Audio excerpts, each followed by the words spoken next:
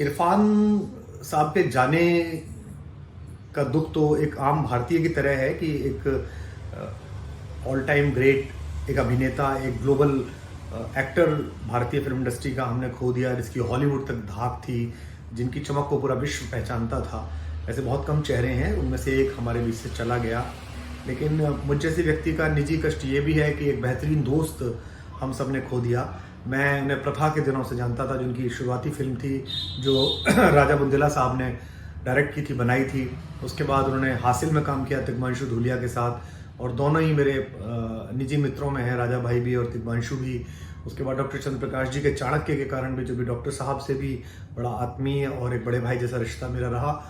तो तमाम ऐसे कॉमन मित्र बीच में रहे इरफान भाई के साथ, और दो तीन बातें मैंने उनमें महसूस की।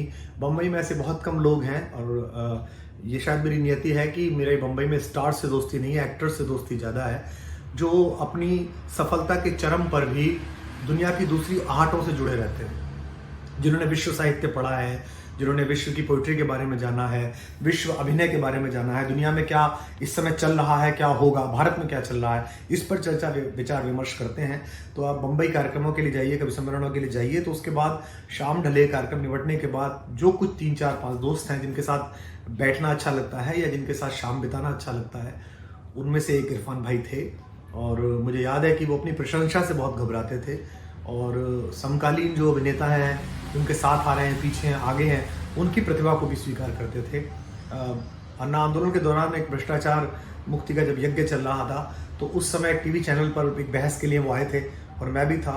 मुझे याद है कि उससे पहले का वक्त था, जाड़ों का वक्त था, और नीचे वो मुझे मिले, और उसके बाद जब हम ऊपर गए तो मैंने ओपनिंग रिमार्क्स में उनकी तारीफ कर दी कि एक बहुत बड़े अभिनेता। तो उन्होंने उस समय ही मेरा हाथ दबाया और बाहर निकल के मुझसे कहा कि यार ये तारीफ मत किया करो कुमार भाई, हम और आप तो अपना अपना काम कर रहे हैं, आप शायर हैं, मैं एक्टर हूँ, अपना अपना काम करते हैं। तो प्रसिद्धि के शिखर पर भी एक भले आदमी की तरह, एक ग्राउंड से जुड़े हुए ग्रास रूट के आदमी की तरह रहना, जो उनके अभिनय में भी दिखता था। एक टॉप का वही लड़का जो अपने परिवार से, अपनी माँ से, अपने भाइयों सबसे जुड़ा हुआ था, वैसा वो आखिर तक रहे। नाट्य शास्त्र का जो कथन है, आचार्य भरत मुनि जिन्होंने दुनिया की पहली ड्रामेटिक्स की मानक पुस्तक लिखी थी नाट्यशास्त्र, उसमें आचार्य कहते हैं कि सर्वश्रेष्ठ सात्विक अभिनय वो होता है जो आंखों के सहारे किया जाए, बिना संवाद बोले और बिना शरीर को हिलाए। अगर हम इसे अभिनय की सात्विकता की कोटि माने, तो वो विश्व के कुछ चुनिंदा अभिनेताओं में थे जिन्होंने अपनी बड़ी बड़ी आंखों से अपने पूरे पूरे संवाद उस सीन में बोल दिए हैं। ये उनकी क्वालिटी थी, और अपनी लड़ाई वो जीत रहे थे, जीत आए थे लंदन से। कल भी जब उनकी तबीयत ख़राब थी और मुझे सूचना मिली, तो मैंने कुछ कॉमन फ्रेंड्स को बात की थी, जिन्होंने बताया कि नहीं, सामान्य चेकअप है और अंडर ऑब्जर्वेशन उनको रखा गया है, डॉक्टर्स ने बुलाया है। तो मुझे लगा जब वो इतनी बड़ी लड़ाई लंदन से ट्यूमर की जीत आए थे, कैंसर की, तो ये भी जीत ही लेंगे। क्योंकि बीमारी के दौरान भी आप उनको फ़ोन करिए या बात करिए, तो वो अपनी बीमारी के बारे में तो एक लाइन में बताते थे, और बाकी ठहाके और बाकी वन लाइनर्स और इधर की बातें उधर की बातें काफ़ी सारी सुनाते थे, जिससे उनकी जिंदादिली पता चलती थी। कैफी आदमी का एक शेर है कि रहने को सदा दहर में आता नहीं कोई, रहने को सदा दहर में आता नहीं कोई, तुम जैसे गए ऐसे भी जाता नहीं कोई।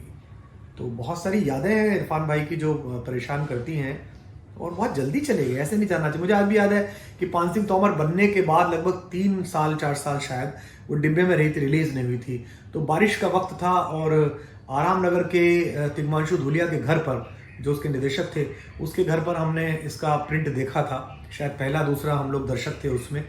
और वो पकौड़े बना रहे थे इरफान भाई तिग्मांशु की किचन में, हम लोग भी वहीं थे, साथ में कुछ सहायता कर रहे थे, बरमूडा पहने हुए।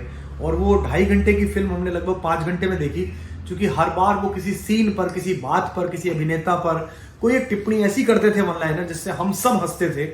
उसमें अनुराग कश्यप भी थे, तिग्मांशु भी थे, मैं भी था, और कुछ कॉमन फ्रेंड्स हमारे वहाँ दोस्त थे, और हम हंस हंस कर लोटपोट हो जाते थे। और मैंने कहा भाई ये फिल्म देखी नहीं मानी जाएगी, क्योंकि ये बीच में इरफान भाई की कमेंट्री और उनके वन लाइनर चलने हैं, तो जाने भी दो यारो, और ये पान सिंह तोमर में एक साथ नहीं देख सकता, इसे अलग से देखना पड़ेगा। और क्या उन्होंने अभिनय किया, तो उनकी जो रेंज थी वो बहुत बड़ी थी अभिनेता के रूप में। दूसरा, वो अपने समकक्ष और समकालीन अभिनेताओं से ना तो चमत्कृत होते थे बहुत ज़्यादा कि उनका अभिनय दब जाए। मुझे सुजीत सरकार की वो फिल्म याद है जिसमें अमिताभ बच्चन और दीपिका पादुकोण के साथ उन्होंने काम किया। और अमिताभ जी जो अभिनय के महानायक हैं, वैसे तो महानायक हैं, लेकिन अभिनय का भी अद्भुत शेड अमिताभ बच्चन जी की परिपक्वता में है। और दीपिका का जो इस समय मुकाम है और उस वक्त मुकाम था, बड़ा चौंकाने वाला था। लेकिन उन दोनों की उपस्थिति से तटस्थ होकर उन्होंने जिस तरह से खेला उस पूरे रोल को, वो अद्भुत था। अपने साथ काम करने वाले जो पीछे आए अभिनेता, उनको बहुत स्वीकार करते थे। एक फिल्म में 2-4 सीन में और कहीं कहीं जगहों पर उनसे पीछे आए एक अभिनेता ने बहुत ज्यादा चौंका दिया मुझे, और मुझे लगा कि वो इरफान भाई की लिमिट्स को छू रहा है और उनकी टक्कर दे रहा है बढ़िया। तो मैंने इरफान भाई को कहा कि यार मैंने वो फिल्म देखी थी भाई जी, और वो फला आदमी ने तो कमाल करा। तो उन्होंने बिल्कुल कहा, अब मैं वो भाषा तो नहीं दोहरा सकता, उन्होंने कहा हाँ यार उसने तो मुझे बिल्कुल हिला दिया, और क्या कमाल की एक्टिंग है, और वो बहुत आगे जाएगा और बहुत अच्छा लड़का है। मैंने फिर उस अभिनेता को बताया एक दिन शाम को कि यार तुम्हारी बहुत तारीफ कर रहे थे, तो उसकी आंखें बनाई और उसने उनसे मुलाकात भी की। तो एक अच्छे आदमी का जाना बहुत ही दुखद है।